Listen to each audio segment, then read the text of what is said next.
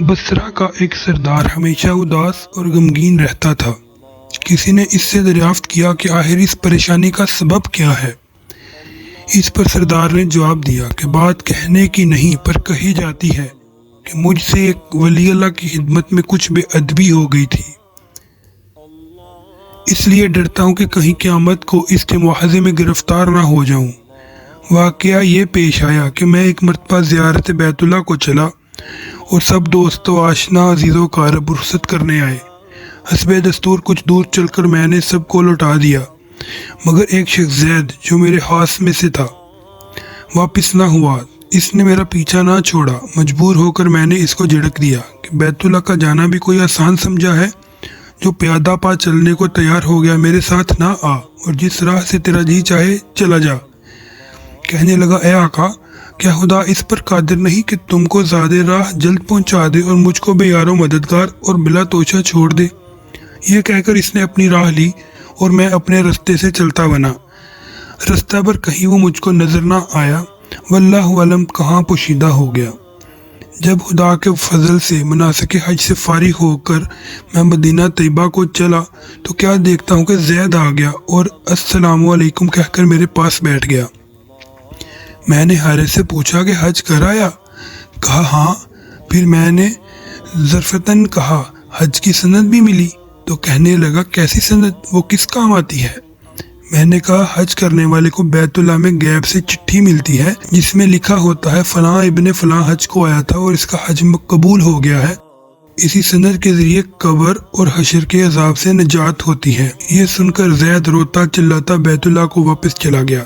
जब मैं हजूर अक़दस सल्लल्लाहु अलैहि वसल्लम की ज़ियारत से फारिग होकर लौटा तो क्या देखता हूँ कि ज़ैद फिर आ गया और अस्सलाम वालेकुम के बाद एक चिट्ठी मेरे सामने रख दी जो एक नहायत उम्दा रेशमी कपड़े में सबज हद से ज़ैद के अज़ाब कब्र और हशर से निजात के लिए लिखी थी।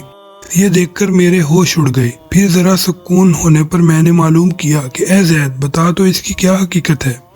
आखिर ये दौलत बेमिसाल तुझको किस तरह मुयस्सर आई? तब इसने बताया, सुनो भाई, जब मैं बैतुल्लाह पहुंचा तो काबतुल्लाह हाजियों से बिल्कुल खाली था। इस वक्त मैंने गड़गड़ाकर ज़ारों के तार रोना और चिल्लाना शुरू किया कि या मालिक दो जहां, क्या गरीब गुनहगारों का हज भी कबूल नहीं? जो मुझको हज की सनद नहीं मिली, क्या गरीबों का काबा और साहिब काबा और है जो वहां जाकर सनद लाऊं? मुझको कसम है तेरी इज्जत और जलाल की, जब तक चिट्ठी ना पाऊंगा काबा से बाहर ना जाऊंगा और रोते रोते यहीं मर जाऊंगा। अचानक गैब से आवाज़ आई, ए ज़ैद, निजात की चिट्ठी ले और जा अपनी राह ले। फिर ये चिट्ठी मेरे हाथ में आ गई जिसको मैं लेकर चला आया। ये सुनकर मेरी हैरत की इंतहा ना रही कि अल्लाह अल्लाह, इस शख्स का ये आली मर्तबा है जिससे मैं आज तक वाकिफ ना था। फिर इज्जत इकराम के साथ मैं इसको अपने हमरा बसरा ले आया और वो चिट्ठी नहायत इहतराम और ताज़ीम के साथ मुअत्तर और मुअंबर करके संदूक में बंद कर दी।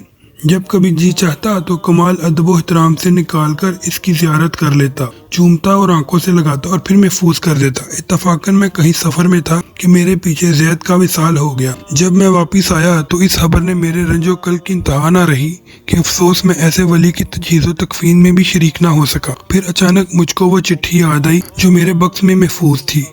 अब तो मैं और भी बेताब हो गया और अपने ऊपर अफसोस करने लगा कि सफ़र को जाते वक्त मैंने वो चिट्ठी ज़ैद को क्यों न दी। फिर अपना मुहरशुदा संदूक मंगा कर देखा जो इसी तरह बामहर बंद था। जब मैंने खोला तो इसमें चिट्ठी ना पाई। अब तो मेरे गमो अलम का कुछ ठिकाना ना रहा और एक हशर का आलम बर्पा हो गया। ज़ारों के तार रोने लगा और रोते रोते सो गया। क्या देखता हूँ कि तरह तरह की सजी हुई जन्नत में ज़ैद सर पर एक ताज रखे हुए ज़र्क बर्क लिबास में तहत जवाहर पर जलवा फरोज है और इसके चारों तरफ हूरों के जमगट्टे हैं। मैंने करीब जाकर सलाम किया तो इसने कहा, ए आका, इस कदर परेशान क्यों हो? मैंने कहा, मुझे याद नहीं वो चिट्ठी तूने मुझे दे दी थी। कहने लगा, वो तो ये मौजूद है, इसकी बदौलत ये दौलत व हशमत मुझको हासिल हुई। अब आप कुछ तरद्दुद ना कीजिए, मैं अपनी मनमानी मुराद को पहुँच गया हूँ। सुभान अल्लाह, जो अल्लाह का हो जाता है अल्लाह ताला इसकी सब मुरादें पूरी कर देता है। दुआ है अल्लाह ताला हम सबको भी इस वाक़े से सबक हासिल करके इस पर अमल करने की तौफीक अता फरमाए। आमीन या रब्बुल आलमीन। नाज़रीन, आपको अगर मेरी वीडियो पसंद आई है तो प्लीज़ गुड टॉक्स को सब्सक्राइब करें اور بیل آئیکن کو کلک کریں تاکہ ایسی اچھی ویڈیوز آپ تک پہنچتی رہیں۔ شکریہ۔